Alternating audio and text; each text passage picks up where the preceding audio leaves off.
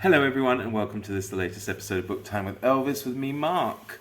And I come to you today with a tag. Now normally I wouldn't do it. I'm extremely busy. I haven't got time for this at the moment. But seeing as I was tagged by the indomitable Michael K. Vaughan, very kindly tagged by him, and it's such a nice tag, and it's quite a quick tag. I thought, well, as it's Michael, I'll make the time. So this is the rapid fire book tag. It was created by Camila at Girl Reading, and as I said, I was tagged by Michael K. Vaughan. Both channels, of course, I will link in the description. I've done no preparation for this given the nature of the tag, so these will just be kind of off the cuff answers. Let's jump right in. So, questions. Ebook or physical book?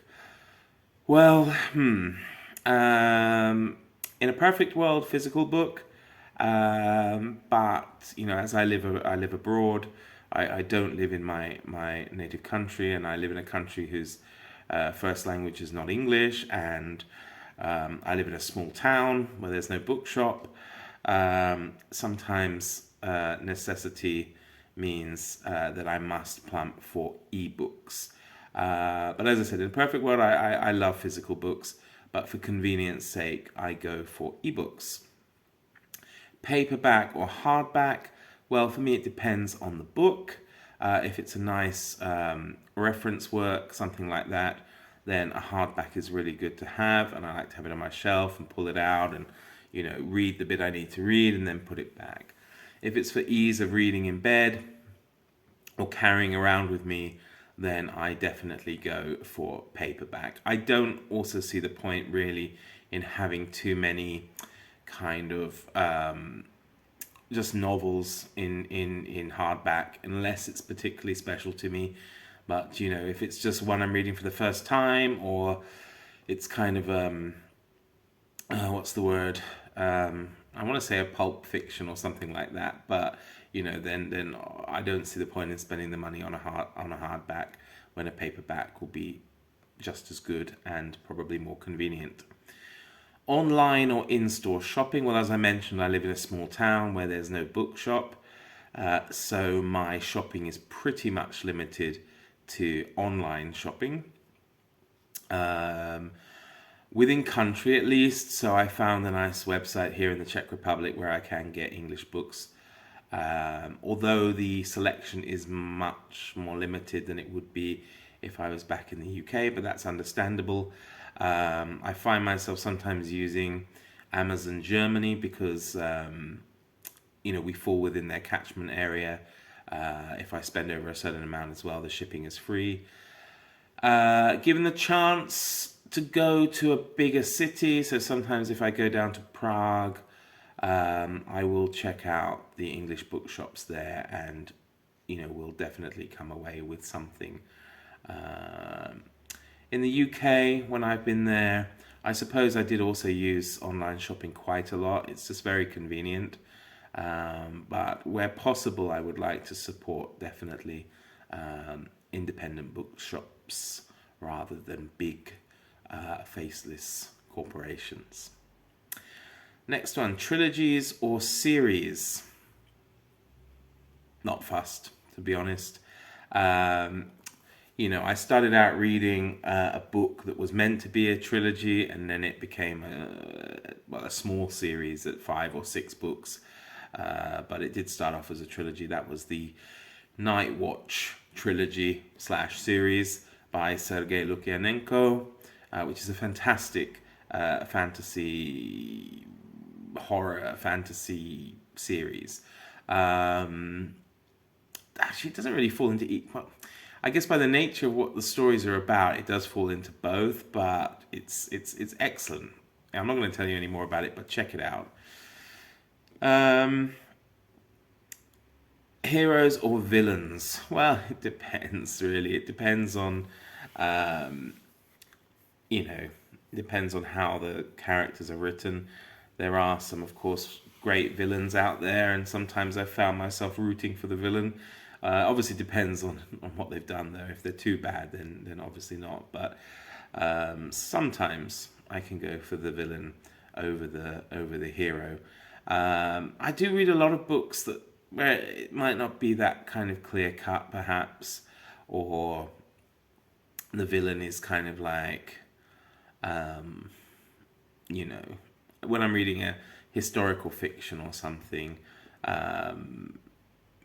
it can be a bit more difficult to answer this question, I think, because the villains sometimes might not be a villain for everybody. So at certain times reading like the Shardlake series, there are plenty of like smaller villains, but then the real villain might turn out to be someone like Henry VIII, and I'm not sure necessarily I see him as a villain, despite the fact that he did some unsavory stuff.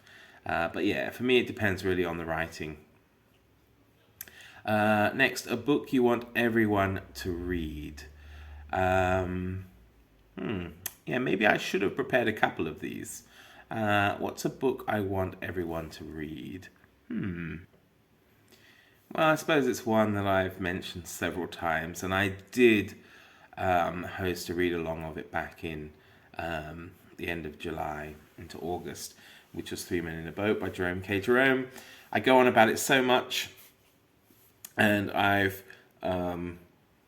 succeeded certainly in getting quite a few people to read it since I've been on BookTube. So maybe the longer I carry on, the more people will read it. It's certainly a fantastic book, and I think it would surprise a lot of people as well to give it a go. Next, recommend an underrated book. Well, I do think a lot of things I read are fairly underrated in terms of I don't see them around very much.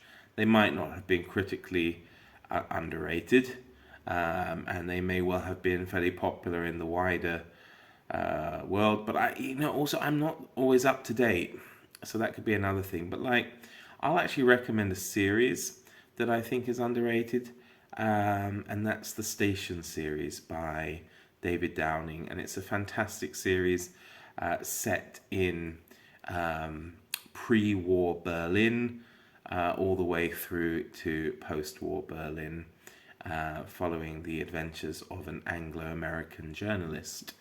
Probably not that underrated in the wider world, I don't know, but I haven't really seen it around as much as maybe I think it should be. And if you like a good kind of historical fiction and espionage and war story and all that kind of stuff, a bit of a love story as well, it's a fantastic series. Next, the last book you finished. The last book I finished was Rebecca. I finished it on Sunday, and I was doing a buddy read. Is it still a buddy read with three people total? Yeah, I think it is. A buddy read with Vianette Revenant Reads and Michael K. Vaughan. The last book you bought. Well, this actually was quite a funny one. I can't remember the name of it. But on my last video, no, it was on the Q tag video. I was talking about who I thought there should be more books about. There was a question about who's your favorite queen, and I chose someone who wasn't technically a queen, although she was the king's mother, and that's Margaret Beaufort, the mother of Henry the Seventh. And I said, oh yeah, it seems like there's not a lot written about her. And then blow me, seriously, the next day, I have these email subscriptions that come in that tell you like what are the cheap books on Amazon that day or whatever. The next day there was a book called Of Virtue Rare by not very good at this. Yeah, bear with me. Okay, Of Virtue Rare by Linda Simon. You can see that there. And it is a biography of Margaret Beaufort. So there you go. How weird is that? I don't know if my phone was listening in on me, or Amazon was listening in, or the book gods thought, oh, well, Mark wants to read something about Margaret Beaufort, so we'll make it available to him. So that was not a bad pickup at 99 pence, definitely. Next, the weirdest thing you've used as a bookmark. I'm not sure. Common thing I used to use with bookmarks, which I'm sure a lot of people do, so it might not be that weird, would be train tickets or bus tickets. I had a lot of books, and even when I had a few books arrive here from England, they still had old train tickets in them, where I would just use the train ticket as a bookmark. I can't think of anything particularly weird, so yeah, sorry to disappoint on that one. Used books, yes or no?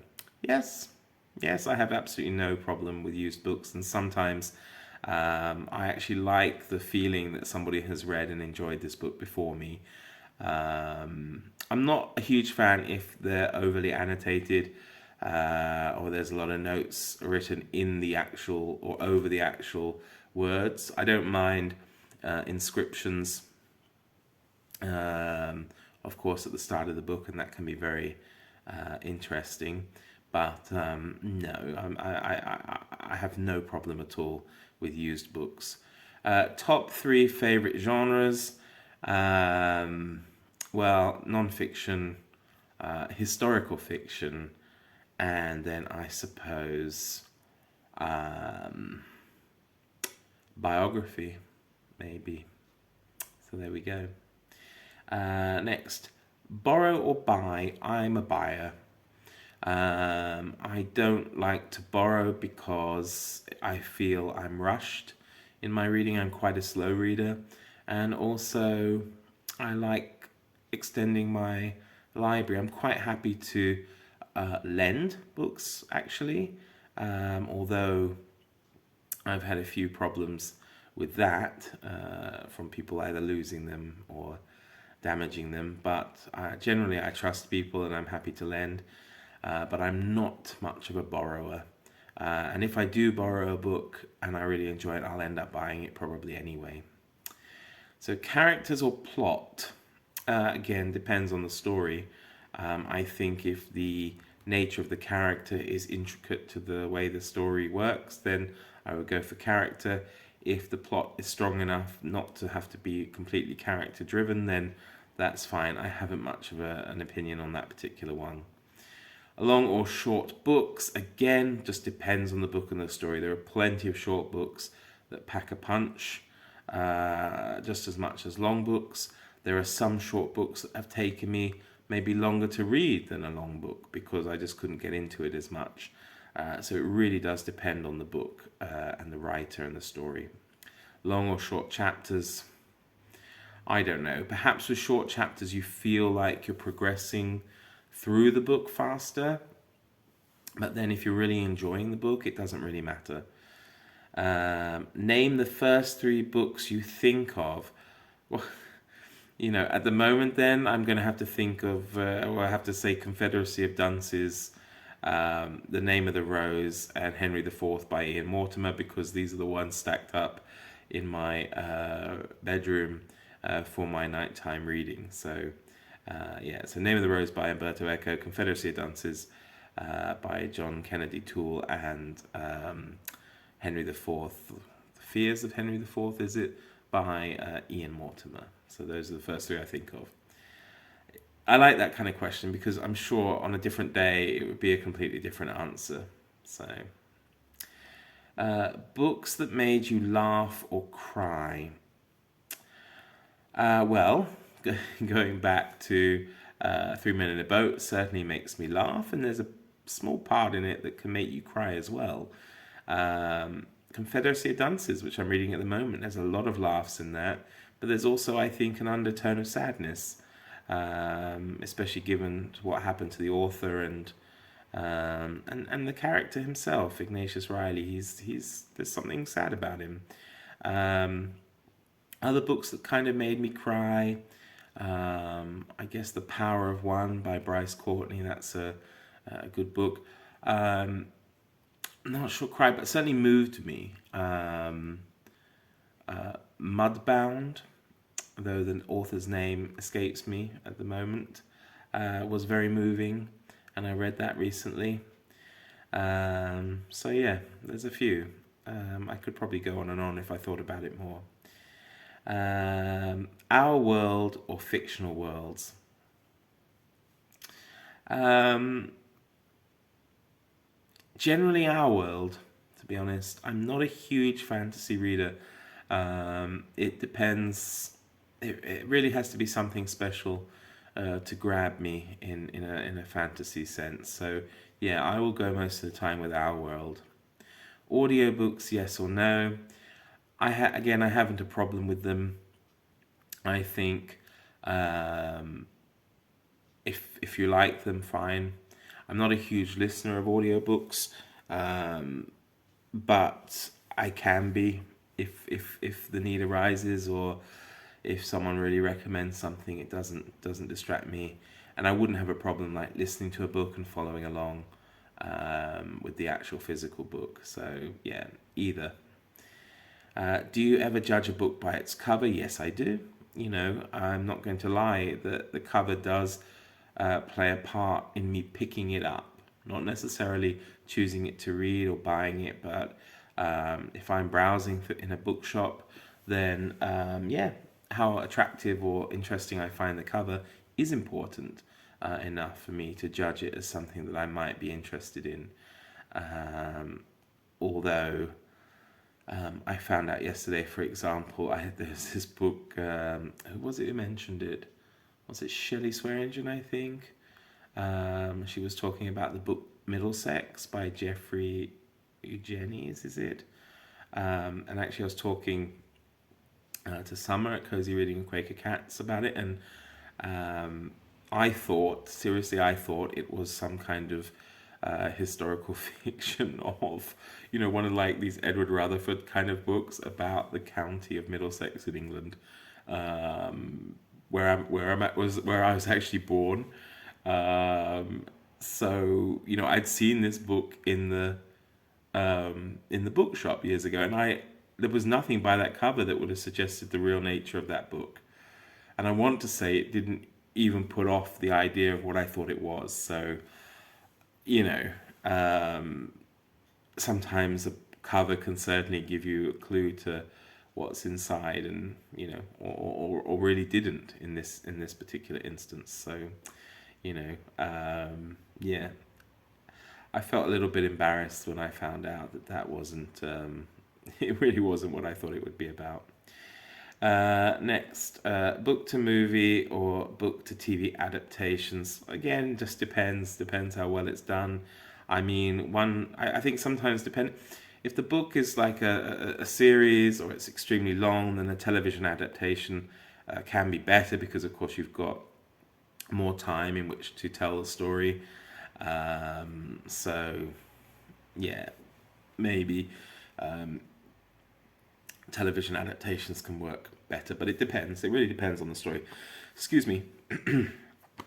Oh dear. The next one. A movie or TV show you preferred to its book. I couldn't think of a film. I suppose a television show that I preferred would be Game of Thrones. I preferred it to the books purely because I started watching it first, and then when I read the first book, I thought it is identical, pretty much. Though I do appreciate, I think I read up to the third book. I do appreciate it does divert from the narrative between the two is different, or the story is a bit different between the two. But the reason I prefer the TV show is because it actually ended, and we got some kind of closure. Whether it was good or not doesn't matter, but there was some form of closure. So yeah. And the last one, series or standalones. Again, I'm not fussed. There are a lot of standalones that I wish were a series, and a lot of series I wish were standalones as well. But I can't, I can't think of too many examples at the moment. But really, it all depends on the story the person's got to tell, whether it merits a series or if it's good enough as just a standalone book. So to tag people, I don't know who's done it. I really picked this up and done the tag rather quickly.